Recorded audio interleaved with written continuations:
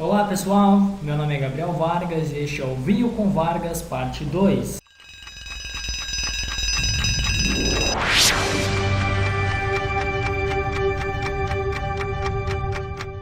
E hoje eu estou bebendo um Chardonnay.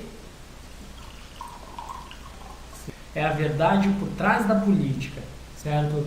No último vídeo eu citei alguns nomes, fiz algumas menções, citei Bolsonaro, citei o golpe contra a democracia, mas agora vim esclarecer um pouco mais do que está escondido atrás de tudo isso. Por exemplo, gente, quando a gente fala em golpe, a gente está se tratando de uma realidade que aconteceu, mas toda a realidade ela tem uma finalidade e são interesses de diversas pessoas que então elas são rivais dentro de um cenário político, certo? Então a gente tem o lado A e o lado B, certo? Quando a gente, por exemplo, critica o lado A, não significa que a gente está dizendo que o lado B está correto, mas o lado B está mais próximo daquilo que a gente acredita que seja o correto. A primeira coisa que você deve ter ciência quando falar de política é que tudo tem um interesse pessoal acima de tudo. Todos os políticos têm um interesse, eles vão puxar a sardinha para o seu interesse. Você, como cidadão, como eleitor, como humano, você deve ter um ideal, do que é a sua natureza, certo? O que você acredita? Como seria a melhor convivência do mundo, certo? A gente pode falar de tirania, a gente pode falar de oligarquia, a gente pode falar de democracia. Existem muitos métodos de política, certo? Mas será que a política faz parte da nossa natureza? Será que a gente precisa de uma natureza? A gente pode estudar Hobbes, Maquiavel, muitos vão falar de um estado de natureza de guerra, outros vão falar de um estado de natureza de paz. É muita teoria, mas você, como um cidadão, você tem que ter essa visão do que você acredita, do que é o mundo ideal para você, certo?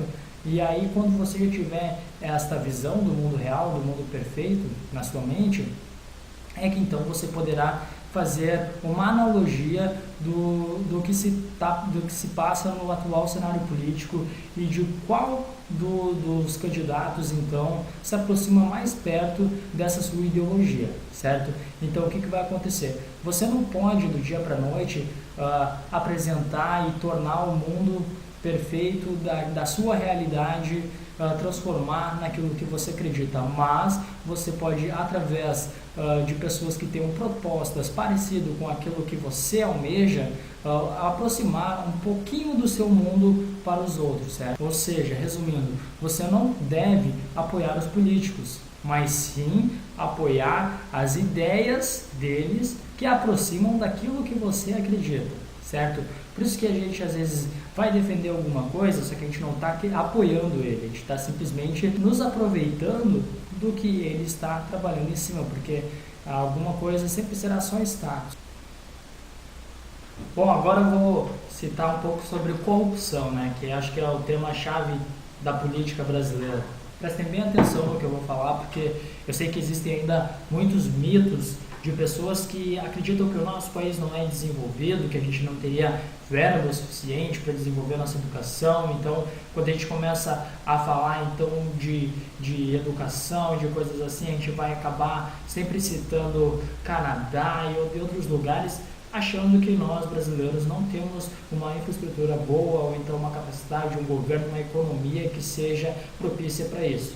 Então eu vou citar algumas curiosidades que vão provar exatamente o contrário, de que o único problema da política brasileira é a corrupção, certo? Eu vou mostrar aqui, prova por prova, de que não há mais nada que impeça isso. Se acabasse a corrupção, acabariam os nossos problemas, a gente teria uma educação melhor, uma saúde pública melhor, muito mais segurança, muito mais desenvolvimento social para o nosso país, certo? A primeira então que eu separei aqui é a seguinte: se a gente pegasse e somasse o valor anual que o Brasil gasta em corrupção, a gente poderia doar 600 milhões de cestas básicas e construir mais de 14 milhões de salas de aulas, ou seja, comida, alimentação, educação, salas de aula, sabe? muito mais coisas poderiam ser desenvolvidas. Vocês não fazem ideia do dinheiro que é gasto com esse tipo de coisa. Mas para ter uma noção, eu vou tentar aqui achar para vocês quanto de dinheiro é desviado mais ou menos por ano aqui no Brasil. Bom, eu achei aqui nos últimos 5 anos, o governo já desviou 7,83 bilhões de reais nos últimos 5 anos, gente. Vocês têm noção do que se poderia ter feito com esse dinheiro? Certo? É corrupção, gente. Outra coisa curiosa, sabe? O que o Congresso Nacional gasta em um dia pagaria a universidade de 10 mil alunos brasileiros. Aí vocês pensam, muitos adolescentes, quantos adolescentes não vão para o crime, não vão para as drogas, desistem de estudar porque não tem condições de pagar os seus estudos. E aí o que é gasto no Congresso em um dia poderia pagar os estudos de 10 mil alunos. 10 mil alunos por dia, certo? Não estou dizendo que não seja necessário ter gasto lá, mas se fizesse uma redução, olha quantos alunos não teriam maiores oportunidades de estudo. Por que eu insisto na educação? Porque uma pessoa que tem uma educação boa, de qualidade desde pequena, a probabilidade de ela ir para o crime, a probabilidade de ela desistir, de ela se conformar e de ela ir para o caminho errado diminui muito. Porque tudo se baseia na educação, tendo boas escolas, bons ensinamentos, condutas, bons costumes, valores morais, tudo isso se encontra apenas na educação. Deveria ser uma prioridade no Brasil e, se vocês analisarem bem, a educação é o que está mais prejudicada e é por isso que o país se encontra desse jeito, certo? Bom, agora uma noção do que foi gasto em campanhas políticas, por exemplo. Em 2012, os santinhos, aqueles flyerzinhos que você leva para votar, se tudo aquilo que ficou no chão, certo, nas eleições do Brasil, somasse, a gente poderia publicar mais de 20 milhões de livros, certo? Ou então essas escolas que precisam de folha ofício, né, clássica, aquela tamanho A4, daria mais ou menos 20 bilhões de folhas dessas assim. Certo? Ou seja, o desperdício feito em campanha é uma coisa que é desnecessária, certo? Eu nunca vi uma pessoa que realmente utiliza isso para alguma coisa. Tipo, recebi na rua um flyer de um político, vou guardar no bolso porque lá no dia de votar eu vou levar. Não, até porque assim, são 50 partidos diferentes que fazem isso, então não vejo um fundamento para isso, tá? Outra coisa que é muito bom lembrar, na década de 50, certo? Onde ainda o voto ele era feito com papel, certo? Era uma coisa bem louca. O povo brasileiro já elegeu um rinoceronte, um macaco e um mosquito como forma de protesto. Assim, eles foram os mais votados. Por exemplo, o partido mais votado tinha lá 50 e poucos mil votos, assim, o mais votado. Então, gente, para você ver como isso é uma coisa de longa data, certo? Então, tudo a gente já vem carregando resultados e as mudanças elas não acontecem, certo? As coisas apenas evoluem, tudo se repete. Sarney, Collor, FHC e Lula, certo? Eles custam mais ou menos por ano aos brasileiros 3 milhões de reais, certo? Para serem ex-presidentes. Então, gente, muito dinheiro gasto de forma inútil, certo? Porque a gente não tem uma participação política referente ao nosso cenário brasileiro. Então, o que eu vim esclarecer mais para vocês, agora você já tem uma noção de que a nossa política é suja, certo? Agora eu vou tentar subir um pouco mais além do que a gente entende. Primeiramente, também eu vou esclarecer uma diferença muito importante que todo mundo deve saber.